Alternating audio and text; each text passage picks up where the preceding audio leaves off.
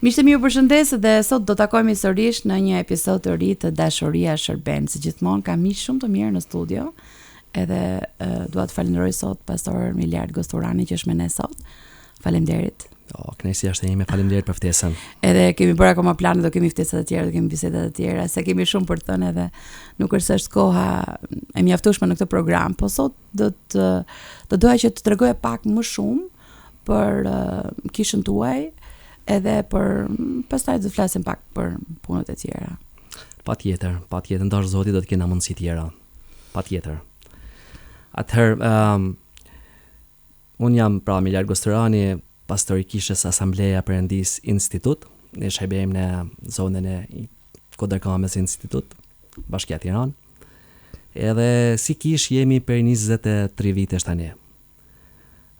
Kisha është mbjell nga pastor Jozefi Moterneli, pra familja Dias nga Brazili, misionar nga Brazili. Ata erdhën në Shqipërinë 2002-shin, 2003-shin filluan kishën, edhe shërbyen për 10 vite në Shqipëri, ka qenë bekim i madh, edhe vërtet falenderojmë Zotin për jetën e tyre. Përveç shërbesës që ata kanë bërë, ata kanë lënë një trashëgimi të vyer, besoj që nderon Zotin. Absolutisht janë miq të mirë. E di. Edhe që na mungojnë. E di që me Radio 7 kanë qenë gjithmonë shumë të lidhur edhe me ty personalisht. E lavdi Zotit. Në 2013 në larguan, pastaj nga 2013 kam shërbyer si pastor deri sot. Me hir. E di juve sigurisht keni disa shërbesa, nëse mund na tregosh pak më shumë për shërbesat e kishës. Po, patjetër. Atëherë, në fakt, pak a shumë bëjmë ato shërbesa që bën çdo kishë lokale, besoj. Dhe shërbesat me fëmijë, me adoleshent, me të rinj, vizitën familje, studime biblike, dishipullizim, kemi një fokus veçantë tek dishipullizimi një me një, pra mënyrë individuale, takime lutje. Këto janë shërbesat të themi, besoj që i bën çdo kish. Pastaj kemi patjetër, jemi munduar që të kemi një vëmendje të veçantë edhe në shërbesa sociale. Këtu do ndalemi, do flasim pak më shumë. Barë se ky është edhe qëllimi pse ne jemi sot, që të flasim pak më shumë për dashurinë në veprim. Ne jemi këtu përfaqësues, jemi kisha e Zotit në këtë vend, për të edhe përfaqësojmë atë në këtë vend. Edhe ne duam jo vetëm me fjalë. Ashtu. Por prandaj e kemi titulluar këtë program Dashuria Shërben, sepse shërbejmë nga dashuria. Vërtet. Kështu që do doja të ndaleshim pak në secilën nga shërbesat e ndihmës apo shërbesat sociale kush e përfshir kisha, edhe do doja të na tregosh pak më shumë për secilën prej tyre. Po, ne në fakt themi për arsye në fakt ne na pëlqen të themi shërbesat e dashurisë më shumë, por sociale për efekt pak a shumë kështu një më shumë. Atëherë ne kemi 3 shërbesa, le të themi që janë vazhdueshme. Një kemi me misionin pa kufi, bashkëpunim me ta, ndihmojmë disa familje, edhe është një bekim realisht. Edhe gjithashtu kemi edhe 2 projekte që janë tashmë për disa vitesh. Një kemi programin pas shkolle, që nuk është vetëm një program ku ndihmojmë fëmijët me detyrat pas shkolle, por realisht e konsiderojmë një mundësi investimi në jetën e tyre, ku për 4 ditë në javë, pra nga e martë deri te premten, për 3 orë gjys, 4 orë në ditë, kemi një program me fëmijë, duke filluar nga klasa e parë, e tani jemi deri në klasën e 6. Sa fëmijë janë pak a shumë? Edhe ne kemi diku 35 fëmijë që janë tregullt. Por si çdo herë ka disa fëmijë që lëvizin, që mund të shkojnë deri në 40, po 35 fëmijë zakonisht i kemi të që marrin pjesë. Edhe në këtë program ne kemi ndihmojmë patjetër, asistojmë me detyrat, ndihmojmë që ata të bëjnë detyrat vet, po ndihmojmë.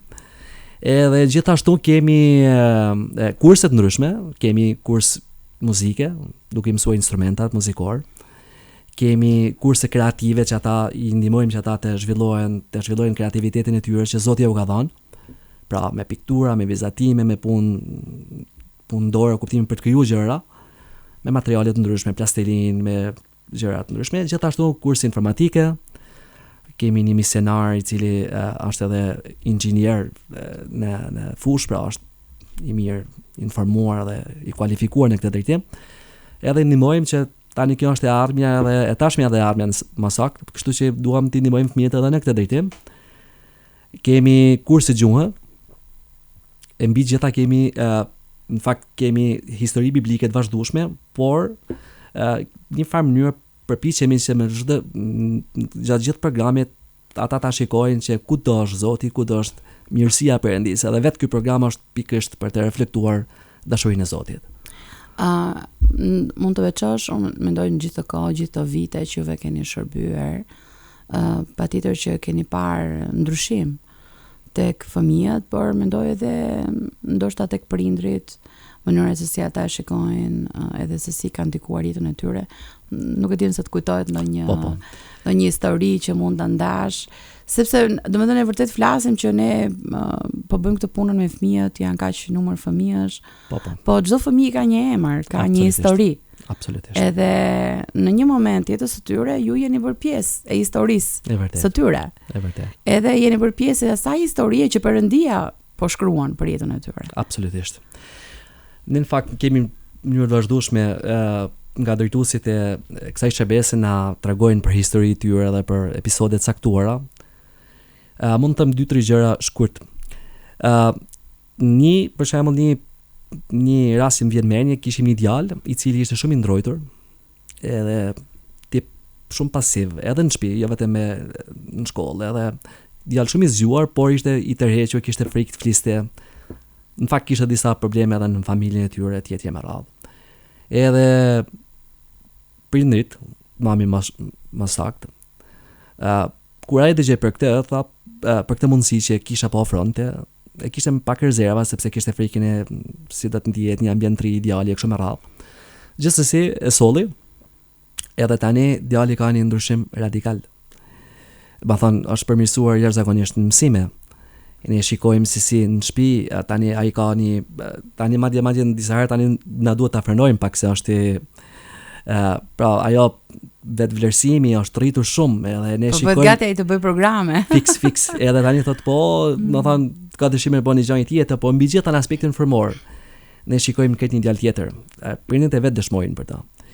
Ai kur është në shtëpi, kur janë duke ngrënë ushqim, thotë, "O, babi, mami, le të lutem falenderojmë Zotin për ushqimin, Zoti na ka sjellë ushqimin." Ose kur dëgjon ndonjë shprehje, siç ndodh ndonjëherë se prindët mund të thonë ndonjë fjali, ndonjë shprehje kështu, si traditë kemi disa gjëra që janë ndoshta edhe shumë mira. Ai thotë, "Jo, nuk i pëlqej Zotit. Nuk do të themi këtë gjëra." Pra, ne shikojmë një ndryshim të madh. Edhe në fakt, duke qenë se kemi disa vite, ne kemi parë ecurinë e fëmijëve nga ku ishin, edhe nga fazat e tyre. Edhe shikojmë që prindit janë shumë të lumtur, edhe në fakt një rast që ishim një dilemë për shkak të hapësirës. Ata prindit thanë, "Dëgjoj, ne jemi të gatshëm që të paguajmë, vetëm mos e mbyllni ju lutem, sepse duam që fëmijët tonë të vazhdojnë." E tani drejtuesit kanë një listë fëmijësh në pritje, të cilët ne nuk kemi mundësi t'i mbajmë. Wow. Pra, e ka përcen mundësitë tona të hapësirës, sepse në vërtet duam që gjithë komuniteti t'i ofrojmë këtë mundësi, por jemi të vetëdijshëm për limitet tona, për hapësirën, për gjitha këto gjëra më radh. Pra falenderojmë Zotin. Shikojmë që ndikimi ka qenë në aspektin frymor, pra në aspektin shpirtëror, por edhe në aspektin emocional, gjitha qoftë për familjen, qoftë për ata. Ne në fakt mundohemi që të ndërtojmë një marrëdhënie edhe me prindërit e tyre, jo vetëm me fëmijët.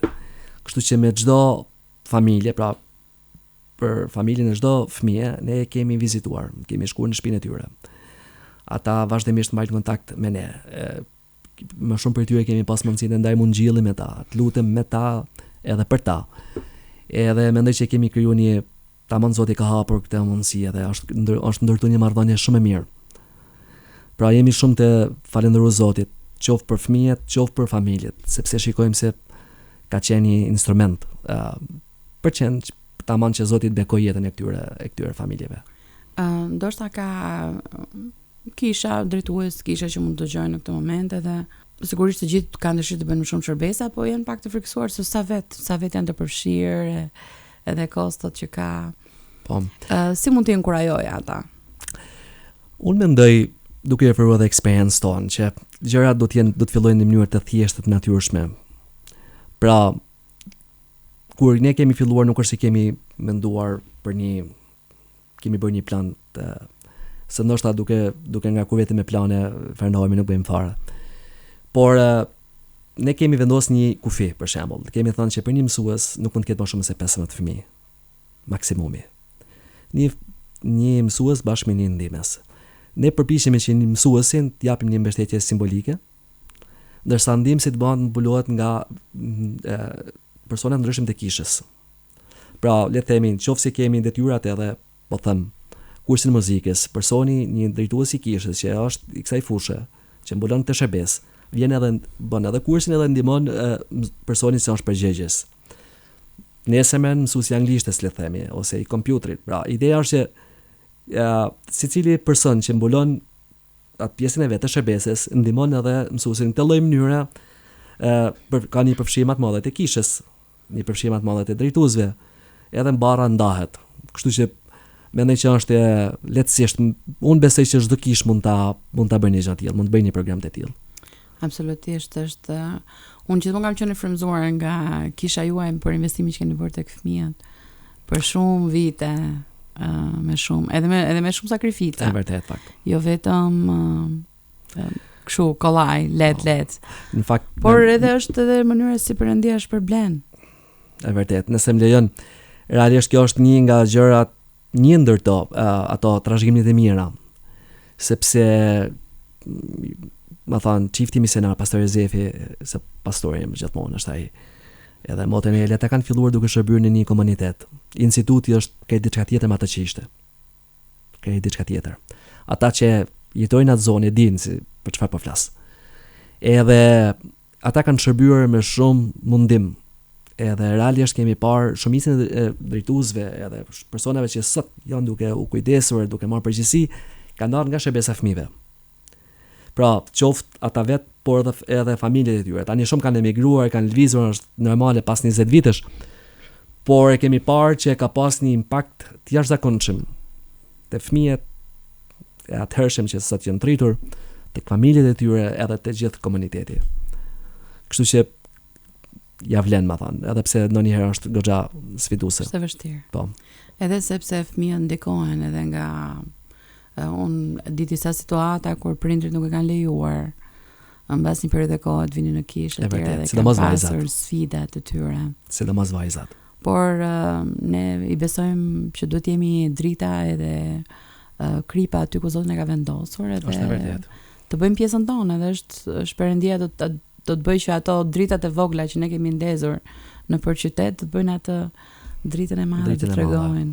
Ja plavdi Perëndis. Secili prej nesh është rëndësishme aty ku Perëndia ka vendosur, me ato gjëra që Perëndia ka vendosur. Absolutisht. Të shërbejmë me përkushtim. Absolutisht. Edhe gjithmonë jam frymëzuar nga shërbesa në kishën tuaj, në zonën tuaj, që është zonë e vështirë. Është zonë e vështirë. Për të vërtetën. Ju keni edhe shërbesa të tjera. Po, kemi një shërbes tjetër me adoptim në distancë, themi.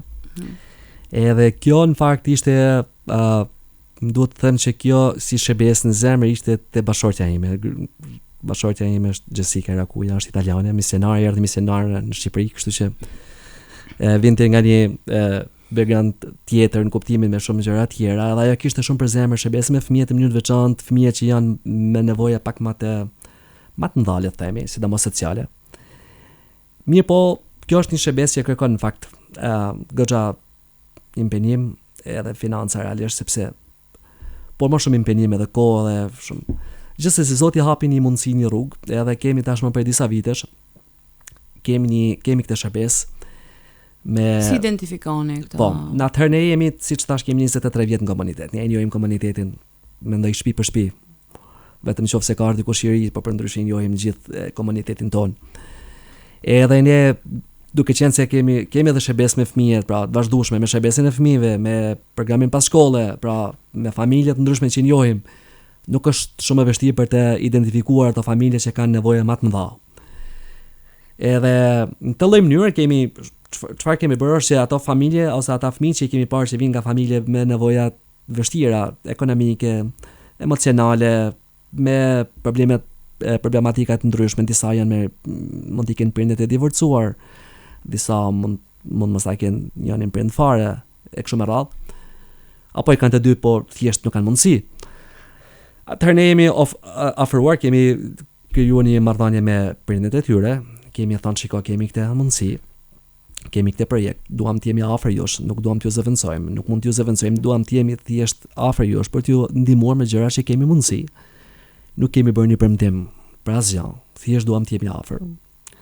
Edhe duam nëse atëherë ky projekt është në bashkëpunim me një kishë në Itali. Edhe disa familje që janë atje e kanë marrë për zemër, pra ne i sjellim ato familjet, fëmijët në rast konkret edhe familjet e tyre, edhe çdo person adopto një fëmijë edhe një familje në këtë rast për të lutur edhe për të mbështetur aq sa kanë mundësi. Nuk ka asnjë lloj kushëzimi. Edhe në këtë lloj mënyre ne çfarë bëjmë është që pikërisht te këto fëmijë ne shikojmë cila është nevojat e tyre. Pra nuk është se kemi një program shablon, le të themi, standard, do bëjmë këtë për gjithë fëmijët. Jo. Secili rast është rast individual, nevoja është individuale, specifike, edhe shikojmë si të jetë situata. Disa gjëra si bëjmë si klasike, le të themi, është që ne përpiqemi që çdo vit për ditëlindjen e tyre të bëjmë diçka të veçantë. Ka shumë fëmijë që ndoshta nuk e festojnë kur ditëlindja, e kupton? Edhe ne mundohemi që të tregojmë një vëmendje tek personi i tyre. Pra ata janë të rëndësishëm, se është e vërtetë, janë të rëndësishëm sytë e Perëndisë, edhe ne kemi nevojë ta tregojmë këtë. Kështu që mundohemi që të bëjmë një gjë të veçantë, blejmë një tortë, krijojmë një ambient festiv pra për secilin fëmijë. Pastaj kemi zakonisht 2 herë, ndonjëherë edhe më shumë në vit, blejmë rroba si pastine. Le të themi 3 herë, 4 herë, 2 herë sipas rastit.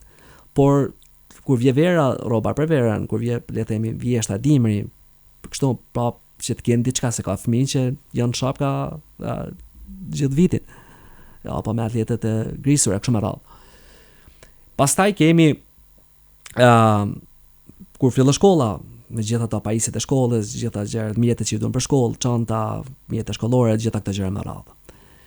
Edhe pastaj shikojmë edhe disa gjëra specifike. Kemi pas fëmijë që kanë probleme, ndoshta kanë nevojë për një vizitë tek okulisti, kemi çuar, kemi asistuar, disa tek dentisti për shërbime dentare, jo vetëm për mbushje, pastrim apo heqje dhëmbesh, pra kirurgji të vogël, por edhe vendosje aparate për drejtim dhëmbesh, aparate ortodontike që janë goxha të kushtueshme në fakt. Pra jemi munduar që të shikojmë sipas nevojave dhe sipas mundësive që kemi pasur, nevojat e tyre, dhe të tregojmë një lloj kujdesi të veçantë për ta. Gjithashtu, një gjë që dua ta theksoj është që siç thash, duke qenë se kemi krijuar një marrëdhënie edhe me familjet e tyre, ne vazhdimisht kemi qenë në kontakt me ta, kemi vizituar ata në shtëpitë e tyre, kemi ndarë lajmin e mirë të ungjillit, kemi dhënë këshilla aty ku kena pas pak hapësirë, mundësi, jemi munduar. Pra, kemi parë një nevojë, le të themi, tek fëmijët, duke njohur familjen, kemi parë që ndoshta është një diçka që mund të ndihmojmë. Kemi dhënë këshill. Shumicën e rasteve ose shumë prej tyre na janë pranuar në fakt. Pra, nuk kemi pas konflikt ose përplasje, se ka prindër që edhe mund të thonë çiko kush jetiv që futesh etj me radhë. Por falenderojmë Zotin, nuk ka qenë kjo. Asnjëherë nuk kemi pas një rast tillë. Pra ka qenë mundësi e mirë, mesej që e kanë vlerësuar këtë gjë, edhe kjo na ka krijuar edhe ne atë lirinë edhe mundësinë për të dhënë kontributin ton, qoftë tek familjet, qoftë tek fëmijët. Mendon që mbas kaq vitesh kjo ka sjellë një ndryshim në mënyrën se si njerëzit në komunitet shikojnë kishën? Besoj që po. Unë mendoj në fakt që në vitet e para ka qenë një lloj dyshimi për kishën, gjithnjë duke lidhur me tuajt, me misionin, duke menduar që janë diçka e përkohshme.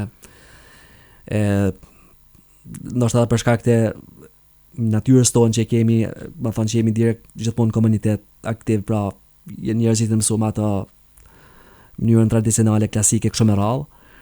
Por besoj që me kohë ata kanë parë që në fakt kisha ka qenë aty për Zotin, por edhe për njerëzit. Ka qenë afër tyre për t'i ndihmuar. Edhe besoj që kjo ka rrit kredibilitetin edhe vlerësimin edhe në komunitet. Qoftë edhe nga ata që ndoshta nuk besojnë, por e vlerësojnë për atë çfarë bën.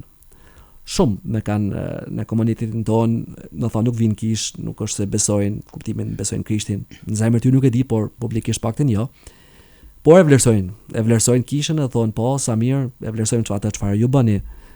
edhe gjitha këto gjëra me radhë. Kështu që besoj që kjo ka ndihmuar.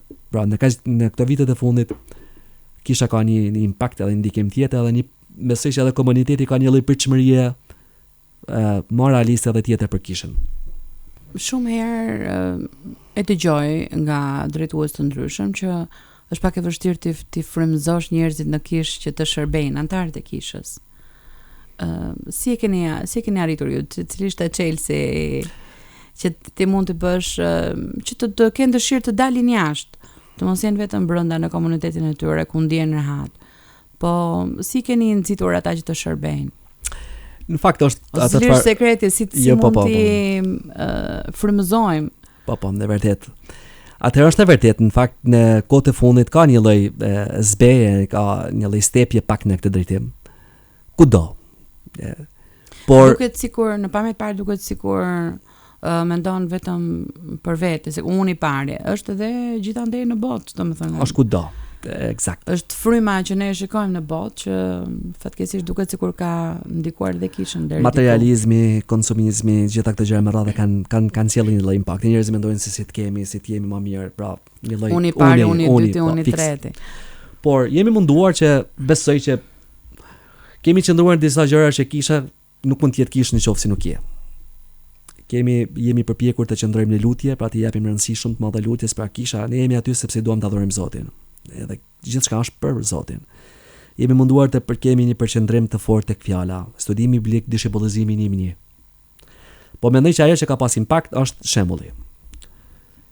Jo sepse kemi dështuar shumë herë, kemi dobësitë tona të gjithë ne, por jemi munduar që të japim shembullin edhe jo kur nuk ka flasën për veten, po për drejtuesit që tashmë janë prej shumë kohësh. Mendoj që besimtarët që kanë pak më shumë boshë kanë parë shembullin tek pastorët tanë ata që ishin, edhe tek drejtuesit që kanë qenë vite, edhe besoj që kjo ka ndikuar që ata shikojnë që po, si besimtar, ne jemi thirrur të ndjekim të shërbejmë, ne jemi thirrur të imitojmë Krishtin, Jezusi shërbeu, Jezusi dha, Jezusi ofroi gjithçka për njerëzit, për vetë, për botën, për mbar njerëzimin. Kështu që në këtë lloj mënyre jemi munduar që të kemi një sens praktik, pra patjetër të formohemi, por edhe të japim këtë një lloj gërshetimi. Një gjë që dua të theksoj është që si kishë jemi përveç aspektit social, kemi pas edhe vëmendje edhe në kishmbjellje, edhe kjo ka qenë ndoshta sfida më e madhe në lidhje me punën e drejtuesit, sepse kërkon një lloj kërkon më shumë përkushtim, edhe përgatitje. Fix. Kështu që në këto 12 vite si kishë lokale jemi përqendruar në 4 kishmbjellje. Edhe 2 tashmë janë të pavarura, një është në Bathore, Pastor Genci, tashmë është ajo, do kemi bën një kishmbjellje tjetër, e lavdi Zotit. Një tjetër kemi në Kasall, në një fshat afër Kamzë, që edhe ajo është duke ecur, duke rritur vetë. E tani aktualisht jemi në 2, në Paskuqan edhe në Fushë Mzez, pra komuna Kashar. Kështu që pra jemi munduar që në mënyrë vazhdueshme çdo besimtar të gjejë vendin e vet në shërbes. Pra ajo që ne përsërisim më shumë, një ndër gjërat që përsërisim më shumë është që çdo besimtar duhet të shërbejë diku. Duhet ta gjejë vendin e vet në shërbes. Zoti ka dëshirë të përdor, të gjithë kanë potencialin, aftësinë, kapacitetin, edhe Zoti ka dëshirë të përdor jetën e tyre. Kështu që kjo lloj mënyrë, pra duke nxitur, por duke munduar me dhënë edhe shembullin. Faleminderit shumë për këtë bisedë që kishim bashkë, është kënaqësi. Shumë faleminderit edhe. Do të vazhdojmë planet me biseda të tjera. Ndosh Zoti, patjetër. Shumë faleminderit edhe një herë për ndjet ju bekoj fort. Edhe është një shërbesë e çmuar në sytë e Zotit, por edhe në sytë tonë. Faleminderit. Faleminderit.